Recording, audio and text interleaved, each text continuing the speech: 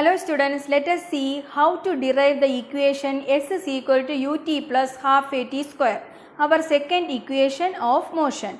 Here you can see the same graph for that first equation, v is equal to u plus at. Here we have to consider that velocity time graph. Again I am saying the object is moving with initial velocity u after time t that attains velocity v. This object is moving with uniform acceleration a. For deriving the second equation s is equal to ut plus half at square, we have to consider the velocity time graph as that of that first equation. So here also we have to consider the object is moving with initial velocity u after time t that attains velocity v. Here the object is moving with uniform acceleration. That acceleration we can take as a. Children, we studied area under velocity time graph gives distance. By finding the area of this portion, we can get the distance covered by that object. So here the distance covered is equal to, while discussing about this velocity time graph, I told you we can find the velocity, we can find the area under this velocity time graph by two ways. One of that here we have to consider to get this equation s is equal to ut plus half at square. Here we are going to take this triangle and rectangle. So area under this velocity time graph that we can take as the area of triangle ABD plus area of rectangle OABC. Children, area under this velocity time graph gives the distance covered by that object.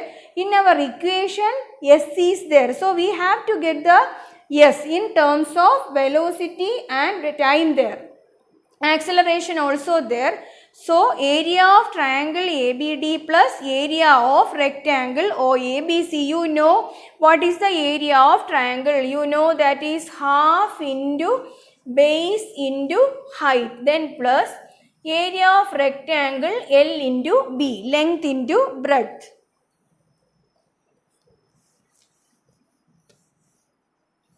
Instead of that distance covered, we can write S there. Then here half into B into H. Half into base of the triangle. Base of the triangle is AB here. That AB is equal to OC. You know OC means that is the time taken into. What is the height here?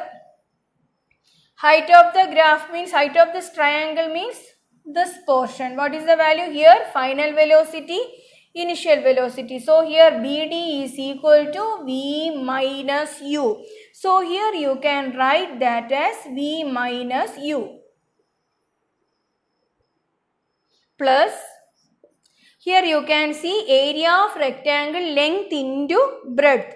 Length into breadth. Length is this OC, that is time, into breadth of this rectangle, that is OA. OA means we can write that as U. Okay, then here you can write that as half into V minus U into T plus U into T. Okay, this I am going to write as S is equal to UT plus half into V minus U into T. Here we have in our equation S is equal to UT half AT square. In this V minus U there. In our equation V is not there. So we have to remove that. How to remove? So here we can use our first equation of motion, that is V is equal to U plus AT. From this you can write V minus U is equal to A into T. Then you can substitute this V minus U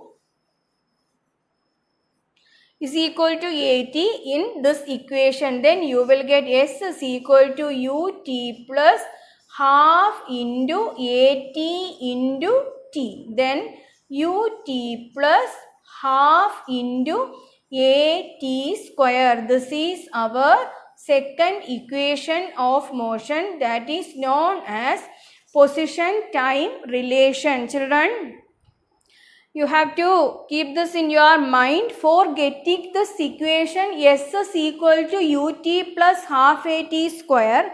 Okay, here you have to get the distance. Find the area under this velocity time graph. There you have to take the area by this way. You have to consider the area of triangle and the area of rectangle. Here you have to take these two shapes. Then distance covered will be the sum of area of triangle and the area of rectangle. Then you will get this equation, that is S is equal to ut plus half at square. That is our position time relation. Children, now we derive two equations of motion. One more there. Next class we will derive the third equation of motion, that is v square minus u square is equal to 2as.